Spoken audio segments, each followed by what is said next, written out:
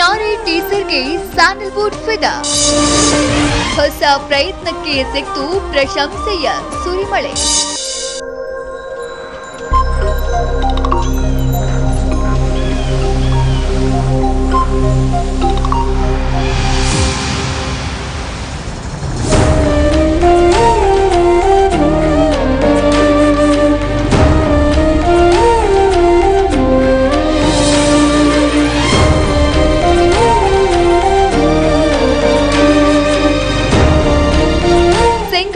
ನಿಂದ ಕನ್ನಡ ಸಿನಿಪ್ರಿಯರಲ್ಲಿ ಹೊಸ ನಿರೀಕ್ಷೆ ಹುಟ್ಟಿಸಿರೋ ಸಿನಿಮಾ ಕಿನಾರೆ.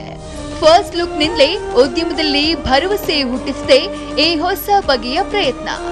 ಅಂದ್ಹಾಗೆ ರೀಸೆಂಟ್ ಆಗಿ ಟೀಸರ್ ರಿಲೀಸ್ ಮಾಡಿರೋ ಕಿನಾರೆ ಟೀಮ್ ಕನ್ನಡ ಚಿತ್ರರಂಗದ ಹಲವು ಸ್ಟಾರ್ಗಳಿಗೆ ಟೀಸರ್ ನ ತೋರಿಸಿದೆ.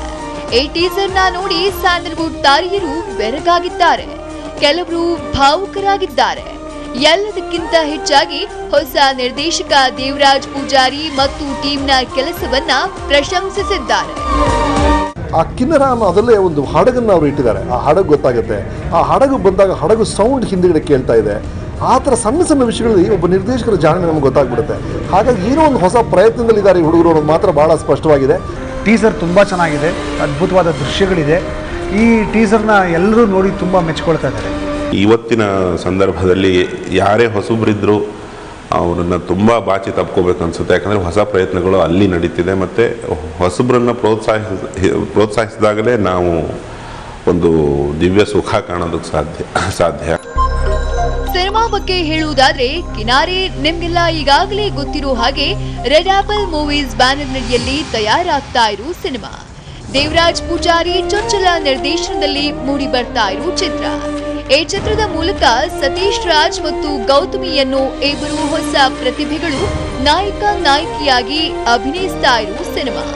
ಅಭಿಷೇಕ್ ಜಿ ಕಾಸರಗೋಡು ಛಾಯಾಗ್ರಹಣವಿರೋ ಈ ಕಿನಾರಿಗೆ ಸುರೇಂದ್ರನಾಥ್ ಅನ್ನೋರು ಸಂಗೀತ ಸಂಯೋಜಿಸುತ್ತಿದ್ದಾರೆ.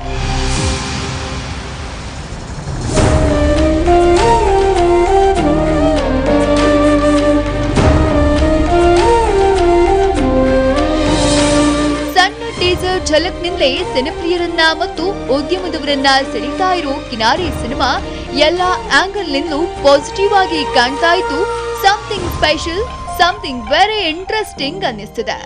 ಅಂದ್ಹಾಗೆ ಇನ್ನು ಶೂಟಿಂಗ್ ಹಂತದಲ್ಲಿರೋ ಕಿನಾರೆ ಚಿತ್ರತಂಡ ಸದ್ಯದಲ್ಲೇ ಆಡಿಯೋ ಲಾಂಚ್ ಮಾಡುವ ಪ್ಲಾನ್ನಲ್ಲಿದೆ.